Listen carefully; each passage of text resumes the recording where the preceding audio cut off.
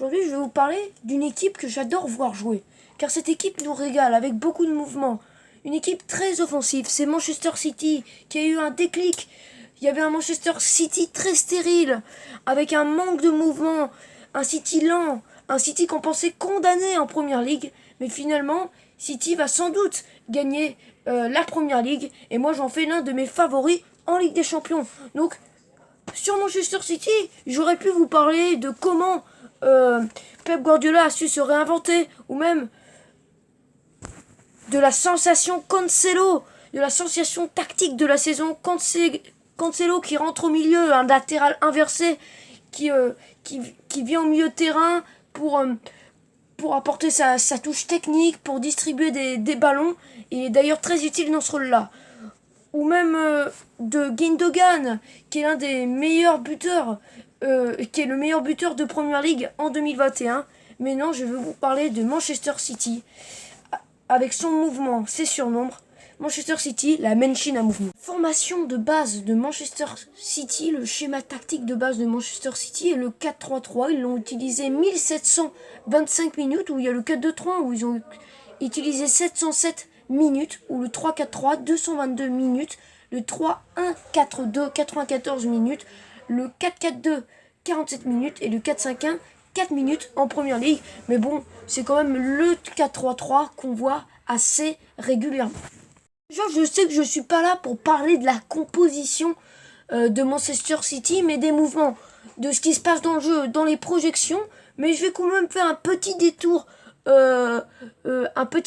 composition avec le système le 4-3-3 avec Ederson au cage, très solide. Et alors déjà, il y a deux latéraux offensifs, Walker et Cancelo, mais qui ont des rôles différents. Cancelo rentre plus au milieu de terrain, comme je l'ai dit, et Walker monte dans son couloir et apporte des projections. Il y a aussi les deux centraux, plus le numéro 6 qui est souvent Rodri, qui est très important, celui qui cette saison a 95% de passes réussies, qui est très important pour orienter. Il touche beaucoup de ballons dans la rencontre et il distribue, il donne.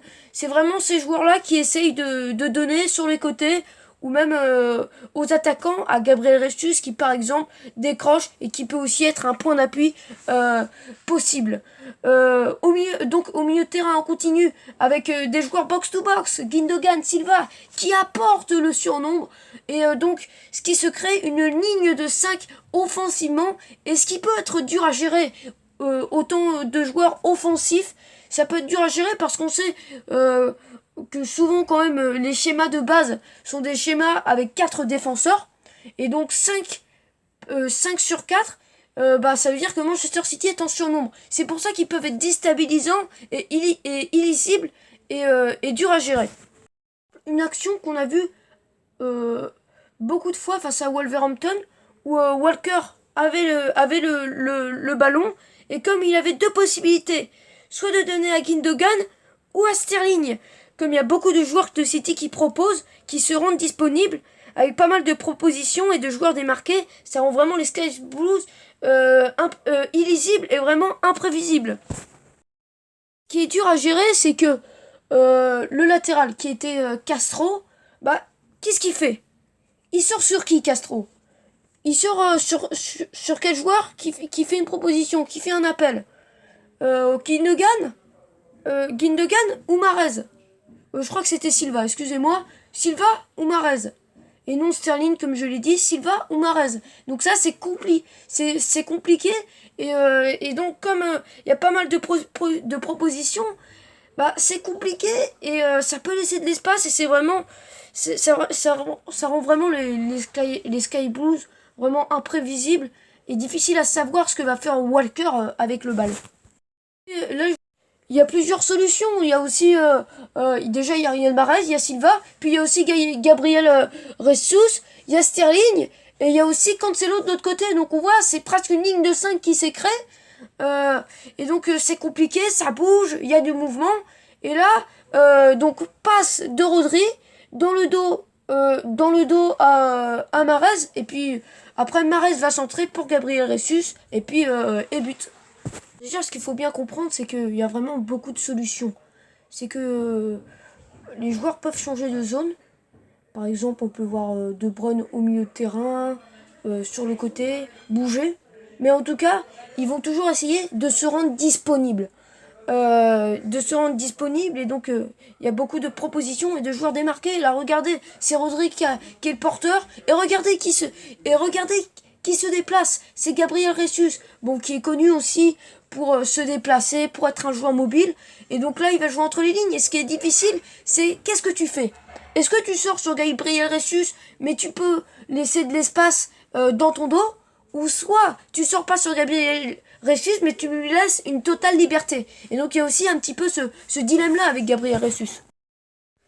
Gabriel Jesus, qui je trouve est un joueur généreux, qui propose.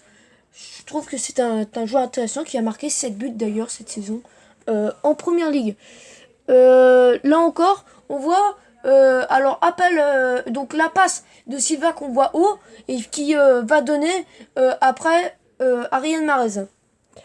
Riyad Mahrez qui va être en tour et qui va avoir plusieurs solutions. Regardez, même qui monte, qui est plutôt haut, c'est Rodri. C'est le numéro 6, c'est l'Espagnol Rodri. Et là, regardez, course de Bernardo Silva dans le dos des défenseurs de Wolverhampton. Gabriel Jesus qui commence à sortir. J'ai l'impression que Coady sort sur lui d'ailleurs. Et puis il y a aussi De Bruyne en solution, pas très loin. Donc on voit, il y a pas mal de solutions. Donc après, il va redonner à Rodri qui va après lui redonner. Et regardez encore, il y a une solution dans le dos. Là, il y a une solution de point d'appui. Rodri qui pourrait donner le ballon à Bernardo Silva. Puis Bernardo Silva qui pourrait donner après le ballon à Riyad Mahrez s'il faisait un appel croisé. Et regardez, le problème c'est que Castro va sortir sur Bernardo Silva et qu'il y a des joueurs, l'un des défenseurs qui s'occupe de Gabriel Jesus, mais le problème c'est que Riyad Mahrez est isolé, personne sur lui, et donc lui il va pouvoir faire un appel et après il va pouvoir être tranquille, avoir le ballon et pouvoir centrer par exemple. Donc c'est ça qui est compliqué, c'est vraiment ce mouvement, ces propositions en nombre, ces joueurs qui se déplacent à gérer. Et là encore, pas mal de solutions. Un triangle, Rodri qui peut donner à Silva, qui pourrait après redonner à Riyad Mahrez. Silva qui va donner un ballon à Kyle Walker qu'on voit monter très haut. D'ailleurs, Riyad Mahrez qui s'est mis dans l'axe et donc il occupe un défenseur, il occupe Romain Saïs. Et le problème c'est que là, bon, Castro est dépassé et si Bernardo Silva il va donner le ballon à Walker, Saïs il va faire quoi? Il va rester sur Mahrez ou personne va sortir sur Walker? C'est ça le problème. Et parce que s'il sort sur Walker, ça va laisser complètement d'espace à Riyad Mahrez. Là, on voit un appel dans le dos de Gabriel Jesus. City avait marqué 2 buts avec des passes dans le dos des défenseurs de Wolverhampton. Là on voit c'est une passe de Cancelo. Il y a 2 propositions. Kevin De Bruyne mais qui occupe Over. Et puis il y a aussi Gabriel Jesus qui fait un appel dans l'axe un peu isolé. Ce qui est compliqué c'est qu'il y a tellement d'appels. Et c'est dur, tu te mets sur qui? Et puis là Gabriel Jesus il fait un appel, là Cancelo il va pouvoir lui donner le ballon tranquillement. Encore une fois ils sont pris dans le dos. Là une passe de Kyle Walker. Bon vous me direz là c'était la maison était ouverte, les clés étaient pas la maison était pas verrouillée, il y a de l'espace. Oui, il y a complètement d'espace, c'est très ouvert. Passe de Mahrez qui on voit, hein, c'est pas que le joueur qui reste sur le côté, il peut aussi participer au jeu et rentrer dans l'axe, hein, on voit plutôt bas, et puis là Walker qui prend son couloir, passe dans l'espace, et puis il va pouvoir centrer. Maintenant on va parler du match parfait, de Manchester City qui avait vraiment lancé une dynamique, parce que depuis ce match-là, c'est redevenu des vraies machines, alors qu'on les trouvait un petit peu timorés, que j'ai trouvé un peu timorés au début de saison, une position plutôt stérile, dans le jeu moyen, mais finalement il y a eu ce match parfait, le dernier match du Boxing Day face à Chelsea, où ils avaient gagné 3-0. Et on va revoir un petit peu des images.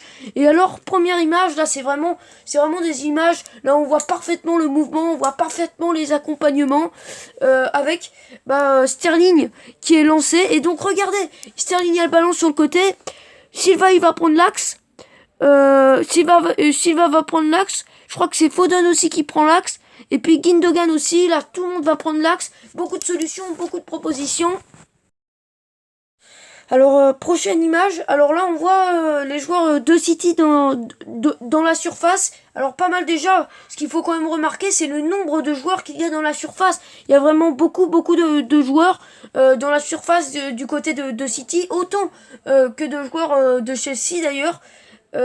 Alors, il y a 1, 2, 3, 4. Il y a 5 joueurs du côté de City et 1, 2, 3, 4, 5, 6 joueurs du côté de Chelsea. Donc on voit qu'ils sont presque ils sont presque là ils sont en infériorité numérique, mais ils sont quand même pas loin.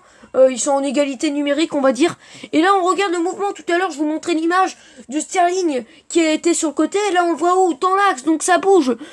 C'est pas des positions fixes. On voit Silva sur le côté, De Bruyne là. Ça bouge, il y a du mouvement. On voit l'image. Et là, on voit une belle image. Ce qui est intéressant, c'est qu'on voit plusieurs triangles qui se créent. Avec déjà les deux centraux, puis Rodri. Donc déjà, il y a un premier triangle à la relance. Je vous parlais de ces fameux joueurs qui distribuaient, qui étaient à l'organisation du jeu. C'était, on va dire, eux un petit peu qui cuisinaient et les autres qui finissaient tout ça. Donc eux sont dans la cuisine, travail, cuisine. Et puis on voit des côtés des propositions, des courses.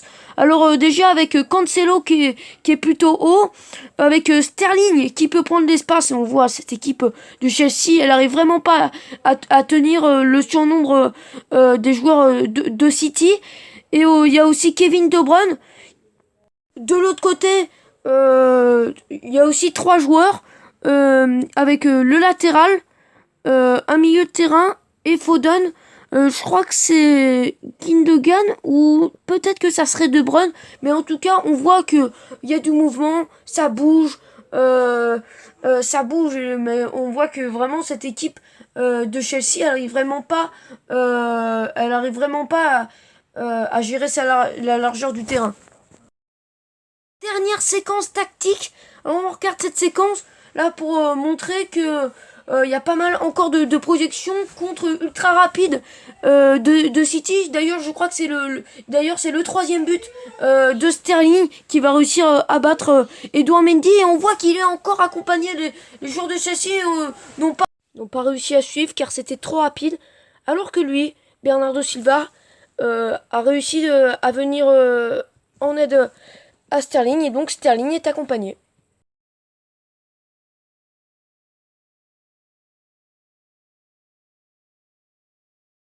Une petite pause sur le sujet là, je vous parlais un petit peu de l'organisation des deux centraux et le milieu de terrain. C'est vrai, là on voit un peu plus dans l'image et il y a en fait il y a l'un des deux triangles à la relance. C'est à chaque fois l'un des deux. C'est soit Ederson et les deux centraux. Donc là on voit premier triangle, ou soit Rodri. Rodri peut se mettre encore plus bas, redescendre, et là on voit que il y a un deuxième triangle. Donc il y a deux triangles à la relance du côté de City. Et là on voit que une passe toute droite d'Ederson arrive tout de suite sur Rodri, et le pressing est direct cassé du côté de Chelsea. Rappelons que c'était le Chelsea de Frank Lampard qui maintenant a bien changé en termes de jeu, qui est beaucoup plus solide défensivement, mais on va dire un peu moins attractif offensivement. Peut-être que je vous ferai une vidéo là-dessus, on verra. Voilà, alors pour finir, pour conclure, City est une vraie machine à mouvement, mais aussi une vraie machine tout simplement. Premier de Première Ligue avec 71 points, devrait sans doute être champion sans surprise de la Première Ligue. Il ne reste que 8 journées en Première Ligue, un total assez élevé de seulement 21 buts en 30 matchs, 0,7 de buts encaissés en moyenne. Et ils ont aussi marqué 64 buts offensivement, une machine offensive et une machine défensive qui n'était pas la saison dernière. Presque un but encaissé par match la saison dernière. Manchester City impressionne dans le jeu et en plus a eu plutôt un tirage plutôt assez clément face à Dortmund et fait partie de l'un des favoris de la Ligue des Champions. Alors voilà, pour finir, je vous mets le calendrier de la fin de saison de Manchester City en Ligue des Champions en Première Ligue, donc la fin de saison complète. Et puis, je voulais quand même vous dire que ce qu'il fallait vraiment retenir de Manchester City, c'est qu'on a du mouvement. On se projette vers l'avant et qu'on peut bouger. Par exemple, Sterling est positionné sur le côté, mais pour me rendre disponible, je me mets dans l'axe. Donc voilà, c'est tout ça. Je bouge pour me rendre disponible.